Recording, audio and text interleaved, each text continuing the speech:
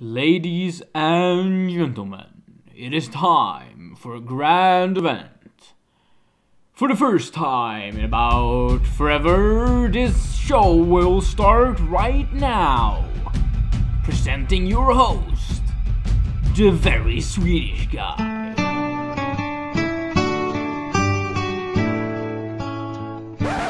So, I don't know why I am here, what is going on. It is very confusing for me right now, because I'm just sitting here in my chair. Don't start talking yet. You have not been giving your topics. Swedish man, enter the list. So I don't know why. Oh. Well then, I guess it is time for another episode of The Very Swedish Review. Featuring me, the very Swedish person. First up on the list, we will be talking about French fries. Now, French fries, I will say, come in two different main shapes. You have the slinky French fries and the thick French fries. Slinky French fries are slobbery, doubly, and awkwardly to eat.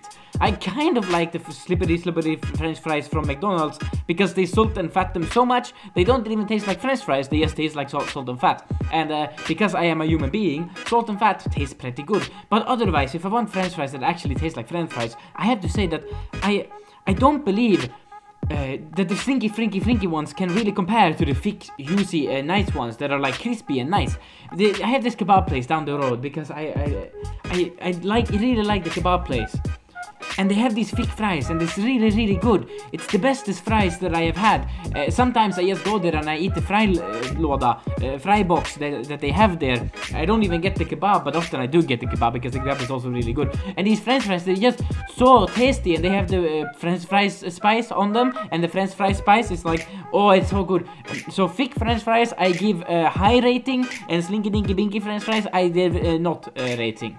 That is the final conclusion of the first review. Now let's move on right away to wooden planks. Now wooden planks is something that I have a lot of experience with. Like right now I'm sitting in a room where the floor is made of wooden planks.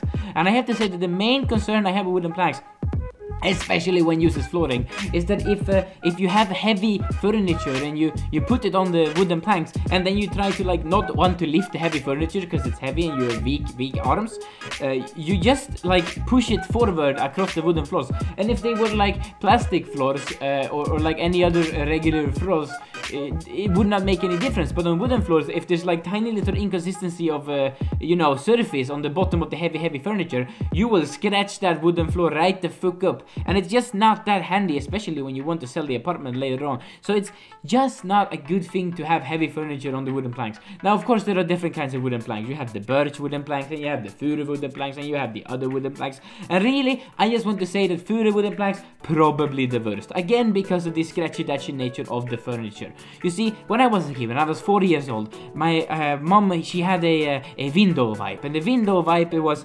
very fun to smash with, because I was ADHD 4-year-old, what can I say? So I smash on the furu wooden plank table, and it got very heavy dents that she made fun of me of for about 18 years after that. And it was just not that fun. But I have no time more to talk about wooden planks because I have to talk about chairs. Now chairs come in many different kinds. You have bad chairs, you have good chairs. Those are the two main kinds. Now the bad chairs I give low rating because they're bad. And why are they bad? Well, often the case with the bad chairs is that the legs that are on the chair, they like stick out from the chair, they don't go straight down, they like go slightly outwards from the chair. So when you try to put these chairs next to each other, they like hit each other despite being like not on top of each other, which is terrible because it takes up extra space under a table, which is already always small. Now the second kind of bad chair are the chairs with like loose seats to sit on, and that's just very uncomfortable for my butt.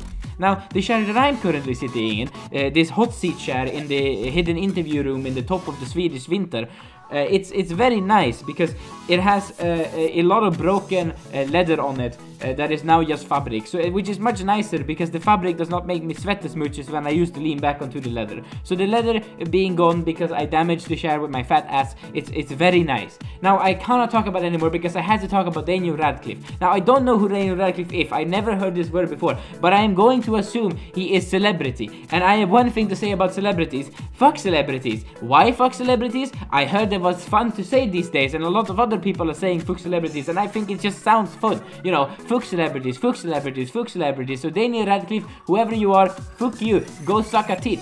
Now cups on the other hand, cups, they're like these things that you drink from, and when you drink from a cup, there's really one big difference between a good cup and a bad cup, and it's if it has an öron or not, you know, the little thing that you hold in when you try to hold the cup, because if it doesn't have the öron, you just put your hands directly on the cup, and if you have like tea or coffee or hot chocolate, mainly hot chocolate, I really like drinking hot chocolate.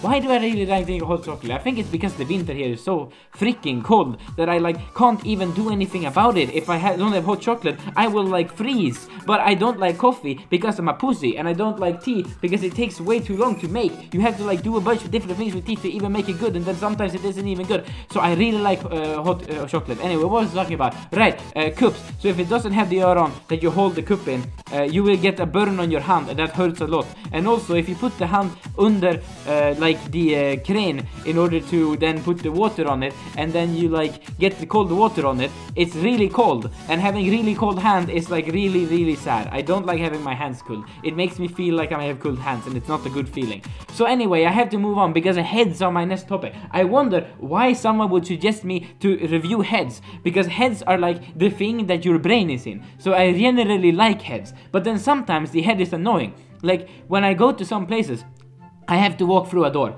and in most places walking through a door is easy because I am a short man who is like, I don't know, 175 centimeters tall exactly. I don't keep much track of it, but if I walk through a door, usually it is okay. But then sometimes for some stupid reason I have to walk through a door, and I like the door is too low. Especially this happens a lot on buses, because I come on the buses and they have like, I have to stand up and then the roof is there, so I hit my head on the roof and my head starts hurting. Now some would argue this is the fault of the roof and not the fault of the head, but it is the head that hurts. And maybe if the head didn't hurt, I wouldn't feel the pain.